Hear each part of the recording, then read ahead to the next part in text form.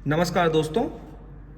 MCQs group 5 की एक और पेपर में आपका स्वागत है। जैसा कि आपको पता है कि ये हमारी 15वीं वीडियो है। अभी तक हम 14 वीडियो जो हैं वो बना चुके हैं और जिनमें हमने विभिन्न प्रकार के MCQs के बारे में डिस्कशन किया था। इस वीडियो में हम हिस्टोपैथोलॉजी के जो भी इम्पोर्टेंट MCQs हैं उनके बारे में डिस्कस करेंगे। अभी तक काफ़ी सारे MCQs हम कर भी चुके हैं हिस्टोपैथोलॉजी और हिस्टोलॉजी के, और जो भी इम्पोर्टेंट बचे हुए MCQs हैं उनके बारे में भी हम चर्चा कर लेते हैं। जैसा कि सबको पता है कि ग्रुप 5 की अब एग्ज़ाम की डेट भी क्लियर हो गई है। 21 तारीख को, जैसा कि आप सबको पता है, एग्ज़ाम होना है और 21 तारीख को आपका एग्ज़ाम होगा। तो अभी थोड़ा सा समय 5-6 दिन का और मिल गया है।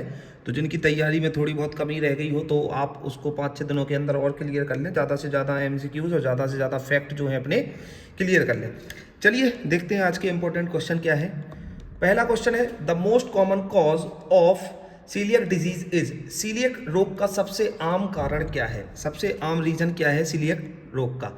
ग्लूटेन इंटॉलरेंस, दूसरा ऑप्शन है लैक्टोज इंटॉलरेंस, तीसरा ऑप्शन है लैक्टोज डेफिशिएंसी एंड चौथा ऑप्शन है auto immune destruction of gastric mucosa. तो 4 ऑप्शन इसमें से हैं। इसका सही उत्तर होगा option A, gluten intolerance. Gluten intolerance is the right answer, जो कि सीलियक रोग का एक रीजन है। ग्लूटेन इंटॉलरेंस जो है, जिसे ग्लूटेन सेंसिटिविटी या ग्लूटेन सेंसिटिविटी एंटेरोपैथी भी कहा जाता है, इस स्थिति में जिसमें शरीर ग्लूटेन एक प्रकार का प्रोटीन जो गेहूं, जौ और राई जैसे अनाजों में पाया जाता है। ग्लूटेन जो एक तरीके का प्रोटीन होता है जो इन 3 अनाजों में पाया जाता है, वो सही तरीके से पचाने में सक्षम नहीं होता है। ग्लूटेन इंटॉलरेंस में शरीर ग्लूटेन के प्रति संवेदनशील हो जाता है, लेकिन इसमें सीलियक रोग यानी सीलियक डिजीज जैसे ऑटो इम्यून प्रतिक्रिया नहीं होती। Gluten intolerance also called gluten sensitivity और gluten sensitivity enteropathy is a condition in which the body is unable to properly digest gluten, a type of protein. Gluten, a type of protein found in grains such as wheat, barley and rye. In gluten intolerance, the body becomes sensitive to gluten, but there is no autoimmune reaction like a celiac disease. चलिए अगला question देखते हैं। Second question है, the most common type of non Hodgkin's lymphoma is. यानी non Hodgkin's lymphoma का सबसे आम कारण क्या है, आम रीजन क्या है? फर्स्ट ऑप्शन है diffuse large B cell lymphoma, दूसरा ऑप्शन है फॉलिकुलर लिम्फोमा, तीसरा ऑप्शन है बर्किट लिम्फोमा एंड चौथा ऑप्शन है माल्ट लिम्फोमा। तो द राइट आंसर इसका क्या होगा? इसका सही उत्तर होगा option A, diffuse large B cell lymphoma. Diffuse large B cell जो लिम्फोमा है वो नॉन हॉस्किंस लिम्फोमा का सबसे आम कॉमन टाइप है। Diffuse large B cell lymphoma DLBCL एक प्रकार का नॉन हॉस्किंस लिम्फोमा है, जो कि बी सेल क्या होती है? एक प्रकार के सफेद रक्त कोशिकाएं से उत्पन्न होता है। यह लिम्फोमा सबसे आम और आक्रामक प्रकार का है, जो शरीर के विभिन्न हिस्सों में फैल सकता है, खासकर लिम्फ नोड, अंडकोश और आंतों में। Diffuse large B-cell lymphoma (DLBCL) is a type of non-Hodgkin's lymphoma that arises from the B cell, a type of white blood cells. It is the most common and aggressive type of lymphoma, which can spread to different part of the body, especially the lymph nodes, testicles and intestines. अगला question है, which of the following is a classic finding in rheumatoid arthritis? rheumatoid गठिया में निम्नलिखित में से कौन सी classic खोज है? रियोमेटाइड आर्थराइटिस में कौन सी रिसर्च है? तो देखना है, symmetrical joint involvement first option, second option है ऑस्टियोपैथीज, थर्ड ऑप्शन है morning stiffness lasting less than 30 minutes, fourth option है uric acid crystals in joint. So the right answer is option A, symmetrical joints involvement is the right answer. क्या होता है ये symmetrical joints involvement का मतलब है दोनों तरफ यानी दाएं और बाएं शरीर के जोड़ों में समान रूप से सूजन या अन्य समस्या उत्पन्न होना। यह स्थिति आमतौर पर कुछ विशेष जोड़ों को प्रभावित होने के साथ साथ जुड़ी होती है। यह कई प्रकार के जोड़ों के रोग को देखने को मिलती है। Symmetrical joints involvement means that the inflammation or other problems occurs equally in joints or both sides, right or left of the body. This condition is usually associated with the involvement of certain joint and is seen in many types of the joint diseases. The next question is, the most common Benning's tumor of uterus is। गर्भाशय का सबसे आम सौम्य tumour क्या है? Benning's tumor कौन सा है? First option है लियोमायोमा, सेकंड ऑप्शन है एंडोमेट्रियल कार्सिनोमा, थर्ड ऑप्शन है फाइब्रोएडेनोमा एंड फोर्थ ऑप्शन है serous cystadenoma. So the right answer is option A leiomyoma. Leiomyoma क्या होता है? लियोमायोडोमा जो है एक फाइब्रॉइड भी कहा जाता है, जिसे एक बिगिनिंग या गैर आक्रामक ट्यूमर है जो मांसपेशियों की कोशिकाओं स्मूथ मसल सेल से बनता है। ये आमतौर पर गर्भाशय यानी यूटरस, आंतों यानी इंटेस्टाइन या गंभीर रक्त वाहिकाओं यानी ब्लड वेसल्स में पाए जाते हैं। लियोमायोमा को फाइब्रॉइड या म्यूकोमास भी कहा जाता है और ये महिलाओं में सबसे आम गैर कैंसर बिनिंग्स ट्यूमर होते हैं, खास करके गर्भाशय में।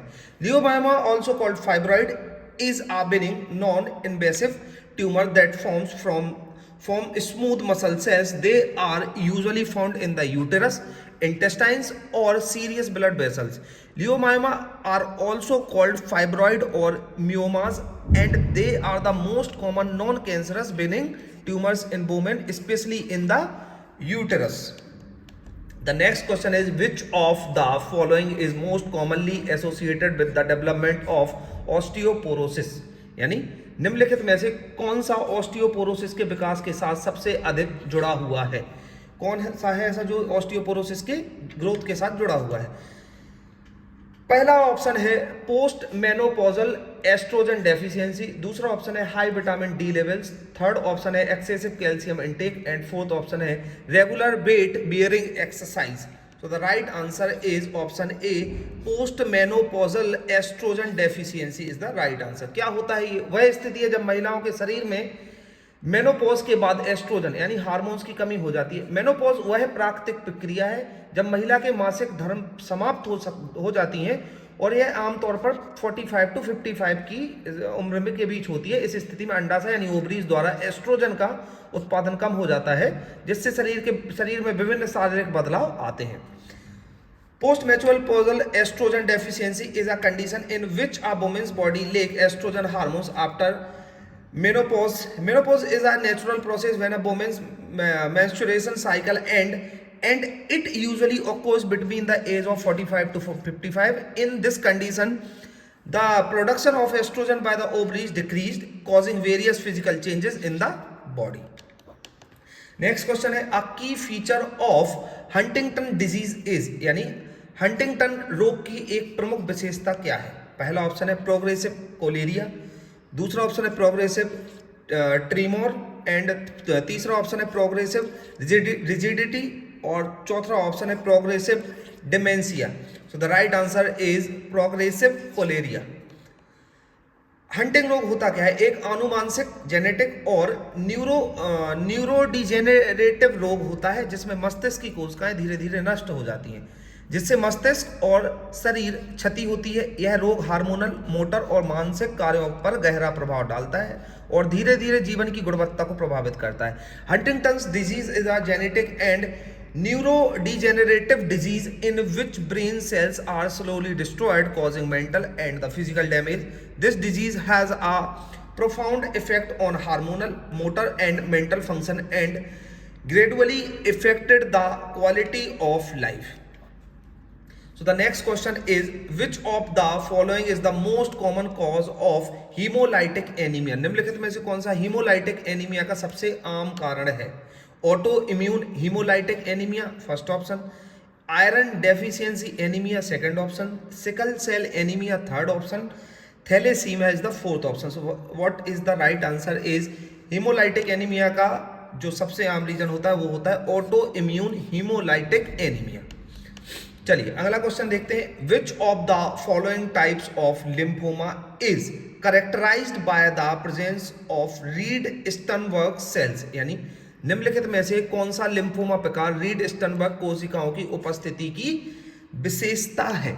कौन सा? हॉटकिंस लिम्फोमा, दूसरा ऑप्शन है नॉन हॉटकिंस लिम्फोमा, तीसरा ऑप्शन है बर्किट लिम्फोमा एंड चौथा ऑप्शन है MALT lymphoma. So what is the right answer? Hodgkin's lymphoma, option A is the right answer. अगला है which of the following is a feature of complete hydatidiform mole? निम्नलिखित में से कौन सी विशेषता पूर्ण हाइडेटिडिटी फॉर्म मोल की है? पहला ऑप्शन है हाइपरथायरॉयडिज्म, दूसरा ऑप्शन है इंक्रीज्ड बीटा एससीजी लेवल, तीसरा ऑप्शन है presence of foetal tissue and चौथा ऑप्शन है मेलिग्नेंट ट्रांसफॉर्मेशन टू क्रोसी कार्सिनोमा।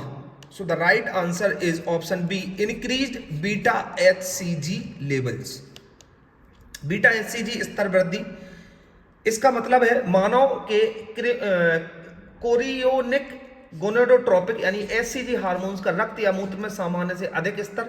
यह हार्मोन सामान्य रूप से गर्भाशय में विकसित होता है, लेकिन इसके उच्च स्तर अन्य कुछ स्वास्थ्य समस्याओं से भी जुड़े होते हैं। Increased beta HCG level means higher than normal level of the hormones human chronic gonadotropin HCG in the blood or urine. This hormone is produced normally in pregnancy, but high level may be associated with the other health problem. The next question is, which of the following is the most common cause of acids in cirrhosis? निम्नलिखित में से cirrhosis के जलोदर का सबसे आम कारण क्या है? सिरोसिस के जलोदर का आम रीजन, पहला ऑप्शन है पोर्टल हाइपरटेंशन, दूसरा ऑप्शन है हेपेटिक वीनस थ्रोम्बोसिस, तीसरा ऑप्शन है पेरिटोनियल ट्यूबरकुलोसिस एंड चौथा ऑप्शन है मैलिग्नेंट पेरिटोनियल डिजीज। तो the right answer is option A portal hypertension. क्या होता है पोर्टल हाइपरटेंशन? ये एक चिकित्सा स्थिति है जिसमें पोर्टल वेन जो यकृत यानी लीवर से रक्त को पेट, आंतों, प्लीहा और अंगों और अन्य अंगों से लेकर लीवर में भेजता है, लीवर में भेजता है, में रक्तचाप यानी ब्लड प्रेशर अधिक बढ़ जाता है। यह स्थिति यकृत के भीतर रक्त प्रवाह में रुकावट या अवरोध के कारण उत्पन्न होती है। जब पोर्टल वेन में दबाव बढ़ता है तो रक्त का प्रवाह अवरुद्ध होता है और इसके परिणाम स्वरूप अतिरिक्त रक्त अन्य रास्तों से बहने लगता है। बचा हुआ जो ब्लड होता है वो दूसरे रास्तों से बहने लगता है।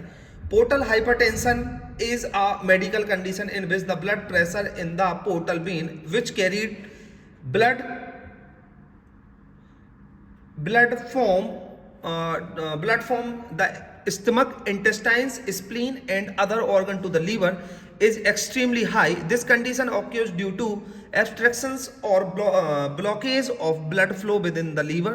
When pressure increased in the portal vein, blood flow is blocked and this result is extra blood flowing through other pathways.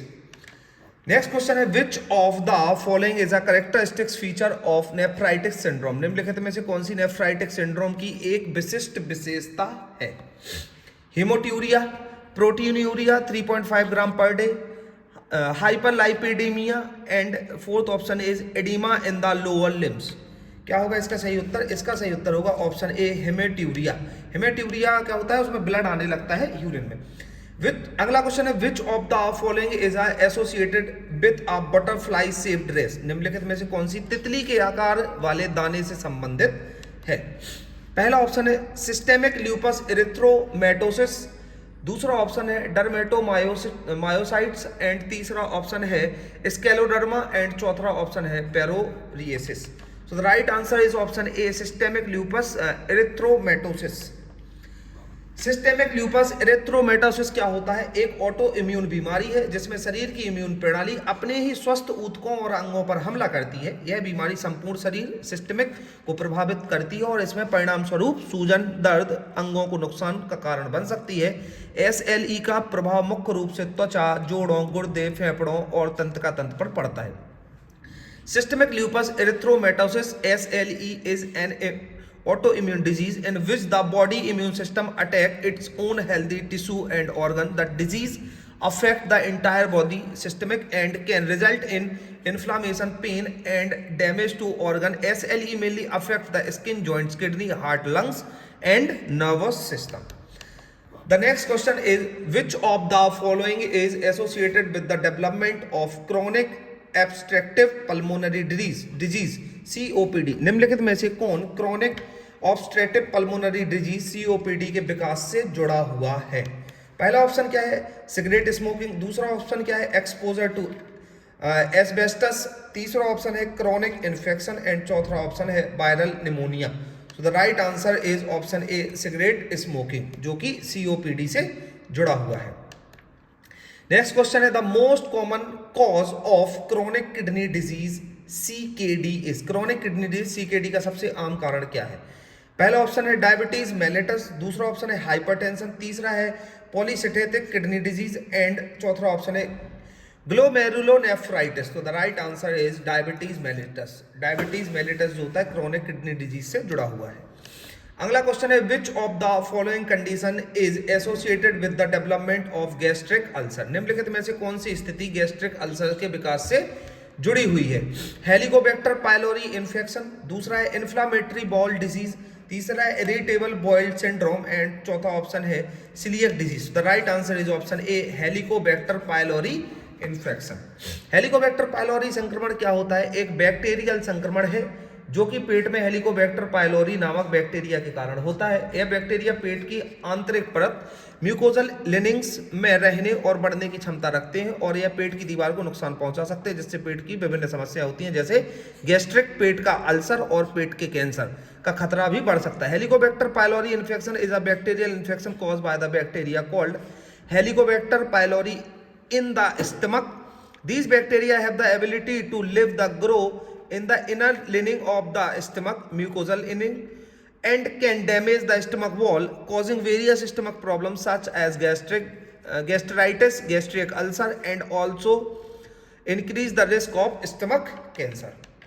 The next question is the most common genetic mutation associated with cystic fibrosis. Cystic fibrosis से जुड़ा हुआ सबसे आम आनुवांशिक उत्परिवर्तन क्या है? Option देखते हैं। पहला ऑप्शन है CFTR जीन म्यूटेशन, दूसरा ऑप्शन है BRC1 जीन म्यूटेशन, तीसरा है APC जीन म्यूटेशन एंड चौथा है TP53 gene mutation. So the right answer is option A CFTR gene mutation. क्या होता है ये CFTR जीन उत्परिवर्तन? एक प्रमुख प्रकार का सिस्टिक फाइब्रोसिस जैसी बीमारी के लिए है। CFTR यानी सिस्टिक फाइब्रोसिस ट्रांसमेम्ब्रेन जो जीन मानव शरीर के एक महत्वपूर्ण जीन में से एक है, जिसका मुख्य कार्य शरीर में सोडियम और क्लोराइड आयनों के परिवहन को नियंत्रित करना होता है। यह जीन विशेष रूप से पसीने, बलगम, पाचन, रसों यानी डाइजेस्टिव जूस के उत्पादन में महत्वपूर्ण भूमिका निभाता है। जब इस जीन में उत्परिवर्तन यानी म्यूटेशन होता है तो यह शरीर में संबंधित सारे कार्यों में गंभीर समस्या उत्पन्न कर सकता है। CFTR gene mutation is a major cause of the disease like cystic fibrosis. The CFTR gene is one of the important gene in human body whose main function is control the transport of sodium and chloride ions in the body. This gene plays an important role especially in the production of the sweat, mucus and digestive juice. When a mutation occurs in this gene, it can cause serious problem in the related physiological function in the body. The next question is which of the following is most commonly associated with Turner syndrome? निम्नलिखित में से कौन सा Turner syndrome से सबसे अधिक जुड़ा हुआ है? Option A short stature and amenorrhoea, option B intellectual disability and seizures, option C tall stature and irregular menstruation, option D hypothyroidism and hypercalcemia. So the right answer is option A short stature and amenorrhea. Turner syndrome क्या होता है? एक genetic विकार है जो महिलाओं में पाई जाती है और इसका कारण होता है एक्स क्रोमोसोम का अपूर्ण या अनुपस्थित होना।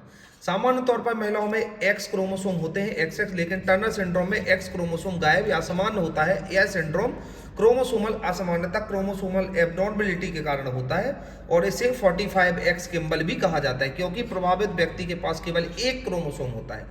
Turner syndrome is a genetic disorder found in the women and is caused by an incomplete or absent X chromosome. Normally women have 2 X chromosome, but in Turner syndrome 1 X chromosome is missing or abnormal. This syndrome is caused by a chromosomal abnormality and is also called 45X kimball because of affected person has only 1 X chromosome.